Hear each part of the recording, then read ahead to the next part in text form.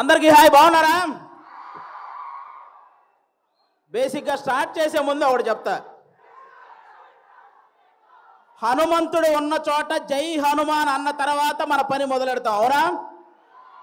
శ్రీరాముడు ఉన్న చోట జై శ్రీరామ్ అన్న తర్వాత మన పని మొదలెడతాం, అవునా? అలాగే బాలయ్య బాబు గారు ఉన్న చోట జై బాలయ్య అన్న తర్వాతే మన స్పీచ్ మొదలెడతాం. ఒక్కసారి జై బాలయ్య అనండి. ఇప్పుడు బాలకృష్ణ గారి గురించి మాట్లాడుకునే ముందు మనం ఒకరి గురించి ఈరోజు మాట్లాడుకోవాలి. ప్రపంచంలో మనం ఏ మూలన ఉన్నా నేను తెలుగువాణ్ణి అని గర్వంగా ధైర్యంగా చెప్పుకుంటున్నాము అంటే ఆ గర్వం పేరు, ఆ ధైర్యం పేరు నందమూరి తారక రామారావు గారు. శ్రీరాముడు, శ్రీకృష్ణుడు ఈ దేవుళ్ళు ఎలా ఉంటారో మనకు తెలియదు, కానీ రామారావు గారు ఆ పాత్రలు వేసినప్పటి నుంచి శ్రీకృష్ణుడుగా ఆయన ఫోటోలే ఇంట్లో పెట్టాం, శ్రీరాముడుగా ఆయనకే చేతులెత్తి దండం పెట్టాం, అవునా కాదా? అలాగే మీరందరూ గమనించినట్టయితే మీ రామారావు గారి గురించి చెప్పాలంటే నాకు అంటే చిన్నప్పటి నుంచి ఆయన సినిమాలు ఎన్నో చూసి పెరిగా. మీరు బొబ్బిలి పులి అనే ఒక సినిమా చూసారా? మీరు లాస్ట్లో ఒక 15 నిమిషాల కోర్టు సీన్ ఉంటుంది, అది ఒక్కటి చూడండి చాలు. ఆయన గాంభీర్యం, ఆయన బాడీ లాంగ్వేజ్, ఆయన డైలాగ్ మాడ్యులేషన్, అలాంటి వ్యక్తిని పుట్టిన ప్రతి ఒక్కరూ స్మరించుకోవడం తప్ప మళ్ళీ అలాంటి నటులు, అలాంటి నాయకులు మళ్ళీ పుట్టరు. అలాంటి రామారావు గారి గురించి ఈరోజు బాలకృష్ణ గారి సమక్షంలో ఆయన 101వ జయంతి సందర్భంగా స్మరించుకోవటం నిజంగా అదృష్టంగా భావిస్తున్నాను sir. Thank you so much. Telugu జాతి గౌరవాన్ని రామారావు గారు కాపాడితే రామారావు గారి గౌరవాన్ని ఒక పక్క దమ్మున్న సినిమాలు చేస్తూ ఇంకో పక్క నిజాయితీ గల రాజకీయాలు చేస్తూ కాపాడుకుంటూ వస్తున్న వ్యక్తి మన నందమూరి బాలకృష్ణ గారు. నందమూరి బాలకృష్ణ గారు మీరందరూ గమనించినట్లయితే చాలా మంది బాలకృష్ణ గారు ఎవరినో కొట్టారు, బాలకృష్ణ గారు ఎవరినో తిట్టారు అని రాస్తుంటారు. కానీ బాలకృష్ణ గారు కొన్ని వేల మంది పేద ప్రజల బతుకులు నిలబెట్టారు, అది రాయాలి.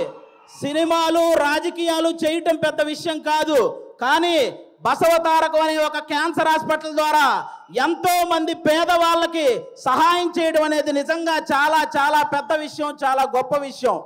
ఈ సమాజంలో ఎంతమందికి భయం బాధ్యత ఉన్నాయో నాకు తెలియదు, కానీ బాలకృష్ణ గారితో పనిచేసే ప్రతి ఒక్కరికి ఆ భయం బాధ్యత రెండూ ఉంటాయి, ఇదైతే షూర్. అంటే బాలకృష్ణ గారి సినిమాలు చాలామందికి చాలా ఇష్టం ఉంటాయి, నాకు చాలా సినిమాలు ఇష్టం. అందులో సార్ బొబ్బిలి సింహం అనే ఒక సినిమా సార్. మీరు వైట్ అండ్ వైట్ పంచకట్టుతో నడుచుకుంటూ వస్తుంటే వెనక శ్రీరాముడి శ్లోకం వస్తుంటుంది. మీనా గారు మిమ్మల్ని అలా చూస్తూ ఉండిపోతారు. నాకు తెలిసి రామారావు గారి తర్వాత మళ్ళీ పంచకట్టులో అంత అందంగా ఉండే హీరో మన బాలకృష్ణ గారు. నిజంగా మీరందరూ అదృష్టవంతులు, ఎందుకంటే ఒక జనరేషన్ వాళ్ళు మాకు గుర్తుండిపోయే సినిమాలు కావాలి అని అడిగారు. ఆదిత్య 369 అలాగే భైరవ దీపం ఇలాంటి సినిమాలు మీకు ఇచ్చారు. ఒక జనరేషన్ వాళ్ళు మేము తొడగొట్టే సినిమాలు కావాలని అడిగారు. సమరసింహారెడ్డి, నరసింహనాయుడు అనే సినిమాలు మీకు ఇచ్చారు. ఒక జనరేషన్ వాళ్ళు మేము కాలర్ ఎగరేసే సినిమాలు కావాలన్నారు, సింహ లాంటి సినిమా మీకు ఇచ్చారు. ఇంకొక జనరేషన్ వాళ్ళు మేము మేసం తిప్పే సినిమా కావాలన్నారు, లెజెండు, అఖండ, భగవంత్ కేసరి ఇలాంటి సినిమాలు మీ అందరికీ ఇచ్చారు. జనరేషన్లో మారిన బాలకృష్ణ గారి ఎనర్జీ ఏంట్రా బాబు అలా ఉందని అడుగుతుంటారు. జనరేషన్లో మారితే మనుషులు మారుతారు, టెక్నాలజీలు మారుతాయి. బాలయ్య బాబు గారి ఎనర్జీ ఎందుకు మారుతురా బ్లడీ ఫోల్ అని చెప్పండి. అంటే స్టాక్ మార్కెట్ గ్రాఫ్ అయినా పెరగటం తగ్గటం ఉంటుంది, కానీ ప్రజెంట్ బాలయ్య బాబు గారి మార్కెట్ గ్రాఫ్ పెరగటం తప్ప తగ్గటం లేదు. అంటే అటు పక్క సినిమాల్లో అన్స్టాపబుల్, ఓటీటీలో అన్స్టాపబుల్, రాజకీయాల్లో అన్స్టాపబుల్, సేవ చేయడంలో అన్స్టాపబుల్, అనవసరంగా దూరిన వాడిని కొట్టడంలో అన్స్టాపబుల్, అవసరం అని అడిగిన వాడికి పెట్టడంలో అన్స్టాపబుల్. అలాంటి బాలకృష్ణ గారు ఈరోజు మా గ్యాంగ్స్ ఆఫ్ గోదావరి ఈవెంట్కి రావటం నిజంగా మా గ్యాంగ్స్ ఆఫ్ గోదావరి కలెక్షన్లు కూడా అన్స్టాపబుల్గా ఉండాలని మనస్ఫూర్తిగా కోరుకుంటున్నాను. మా సినిమా ఎలా ఉండబోతుంది అంటే 10 నిమిషాల్లో క్లోజ్ అయ్యే పబ్బు ముందు జై బాలయ్య అనే స్లోగన్స్ వస్తే ఎంత కిక్ వస్తుందో మా గ్యాంగ్స్ ఆఫ్ గోదావరి సినిమా అంత కిక్ ఇస్తుంది మీకు. బాలకృష్ణ గారి చేతిలో ఉన్న మైక్ స్టైల్గా అలా ఎగరేసి పట్టుకున్నప్పుడు ఎంత కిక్ వస్తుందో మా గ్యాంగ్స్ ఆఫ్ గోదావరి సినిమా అంత కిక్ వస్తుంది. బాలకృష్ణ గారు ఇంట్రెస్టింగ్గా మాట్లాడుతున్నప్పుడు మధ్యలో ఫోన్ వస్తే ఆ ఫోన్ తీసి స్టైల్గా ఇసిరేసినప్పుడు ఎంత కిక్ వస్తుందో మా గ్యాంగ్స్ ఆఫ్ గోదావరి సినిమా అంత కిక్ వస్తుంది. పద్ధతిగా ఫోటో దిగాల్సినోడు ఫోన్ తెచ్చి మొహాన పెట్టినప్పుడు బాలకృష్ణ గారు అలా తడితే మీకు ఎంత కిక్ వస్తుందో మా గ్యాంగ్స్ ఆఫ్ గోదావరి సినిమా అంత కిక్ వస్తుంది. బాలకృష్ణ గారి సినిమాల్లో సెకండ్ హాఫ్లో వచ్చే క్యారెక్టర్ మనకి ఎంత కిక్కిస్తుందో ఈ గ్యాంగ్స్ ఆఫ్ గోదావరి సినిమా కూడా అంత కిక్కిస్తుంది. ఫైనల్గా ఒక మాటలో చెప్పాలంటే మ్యాన్షన్ హౌస్ వేస్తే ఎంత కిక్ వస్తుందో మా గ్యాంగ్స్ ఆఫ్ గోదావరి కూడా అంతే కిక్కిస్తుంది. ఒక్క మాట బాలయ్య బాబు గారి పర్మిషన్తో చెప్పాలనుకుంటున్నాను. రేపొద్దున నందమూరి నటసింహం, కొనిదెల కొదమసింహం అసెంబ్లీలో అడుగు పెడితే ఎంత కిక్ వస్తుందో మా గ్యాంగ్స్ ఆఫ్ గోదావరి కూడా అంతే కిక్ వస్తుంది. ఇది మీరందరూ గుర్తుపెట్టుకోవాలని నేను కోరుకుంటున్నాను. అలాంటి బాలయ్య బాబు గారు ఈరోజు మా ఈవెంట్కి రావడం నిజంగా మా అదృష్టం. Thank you sir, thank you so much. ఈ సినిమాలో విశ్వక్సేన్ గారు ఒక 28 ఏళ్ల కుర్రాడు రత్న అనే పేరుతో థియేటర్లో చేయబోయే మాస్ జాతరను మీరందరూ రేపు 31వ తేదీ చూడబోతున్నారు. మామూలు విషయం కాదు. అతను విశ్వక్సేన్ అనే అతను సినిమాలు చేస్తే ఒకటి పెట్టిన డబ్బులు వెనక్కి వస్తాయి, లేకపోతే లాభాలు వస్తాయి, నష్టాలు మాత్రం రావు. అలాంటి పర్ఫార్మర్ అతను. 24 క్రాఫ్ట్స్ మీద పట్టున్న వ్యక్తి మన విశ్వక్సేన్ గారు. అలాంటి వ్యక్తికి ఈ సినిమా పెద్ద విజయాన్ని ఇవ్వాలని మనస్ఫూర్తిగా కోరుకుంటున్నాను. ఇక డైరెక్టర్ కృష్ణ చైతన్య గారు తన మైండ్లో గుర్తొచ్చిన డైలాగును మీ మైండ్లో గుర్తుండిపోయేలా రాసే రైటర్ కమ్ డైరెక్టర్ మన కృష్ణ చైతన్య గారు.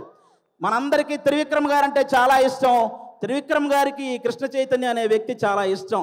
కాబట్టి ఈ సినిమాలో ముఖ్యంగా కుప్పలుగా డైలాగులు ఉంటాయి. మీరు అవన్నీ కూడా ఎంజాయ్ చేస్తారు.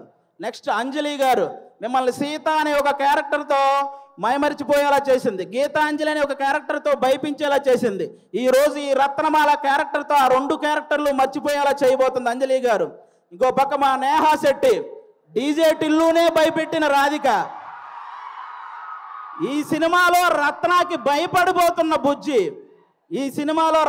భయపడబోతున్న బుజ్జి లాగా తను చూడబోతున్నారు. రాధికాని మర్చిపోతారు, బుజ్జిని గుర్తుపెట్టుకుంటారు. షూర్ షాట్గా చెప్తున్నాను. ఈ గ్యాంగ్స్ ఆఫ్ గోదావరి సినిమాతో మీ అందరికి ఇంకో మాట కూడా చెప్తాను. ఒక హీరోని అభిమానిస్తే ఇంకో హీరోకి వ్యతిరేకమేమో అనుకునే వాళ్ళందరికీ నేను చెప్తున్నాను, మాకు తెలుగు సినిమా అంటే పిచ్చి, తెలుగు హీరోలు అంటే పిచ్చి. అందరినీ అభిమానిస్తాం, అందరినీ గౌరవిస్తాం. తెలుగు సినిమా బాగుంటే టోటల్ అందరం బాగుంటామని భావిస్తాం. అలాంటి ఈరోజు మీరందరూ కూడా ఈ సినిమాకి వచ్చి మా సినిమాని ఆశీర్వదించడానికి వచ్చినందుకు థ్యాంక్ యూ సో మచ్. అలాగే ఈ మధ్య థియేటర్కి జనాలు రావటం కొంచెం తగ్గింది.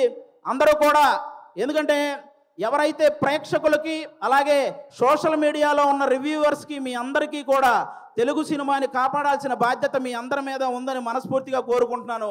ప్రొడ్యూసర్స్ని దృష్టిలో పెట్టుకొని రివ్యూలు రాయాలని కోరుకుంటున్నాను. ఎందుకంటే ఒక సినిమా పోతే ఇంకో సినిమా చేయడానికి హీరో అనేవాడు మనోధైర్యం తెచ్చుకుంటే చాలు, కానీ ప్రొడ్యూసర్ అనేవాడు మనోధైర్యంతో పాటు మనీ కూడా తెచ్చుకోవాలి. కాబట్టి ఆయన గురించి ఆలోచించి ఈసారి రివ్యూలన్నీ రాయాలని, తెలుగు సినిమాని బ్రతికించాలని మనస్ఫూర్తిగా కోరుకుంటున్నాను. Once again thank you sir. Balakrishna గారు సింహం ఆ టైంకి మిగిలి ఉన్న జంతువులన్నింటినీ వేటాడేస్తుంది. బాలకృష్ణ గారు ఆ టైంకి ఉన్న రికార్డులన్నింటినీ వేటాడేస్తూ ఉంటారు. అది బాలకృష్ణ గారు. Thank you so much. జై తెలుగు సినిమా. Thank you. అది ఒక డైలాగ్ కూడా చెప్పేరాదు బాలయ్య బాబు గారి డైలాగా ఓటీటీ అయినా సినిమా అయినా పొలిటికల్ అయినా నాన్ పొలిటికల్ అయినా ఆయన దిగనంత వరకే. Once he step in history repeats. Thank you so much Adi. Thank you so much. అసలు ఆది మాట్లాడుతున్నంతసేపు బాలయ్య బాబు గారి ముఖంలో చిరునవ్వు చూడాలి. అసలు వేరే లెవెల్.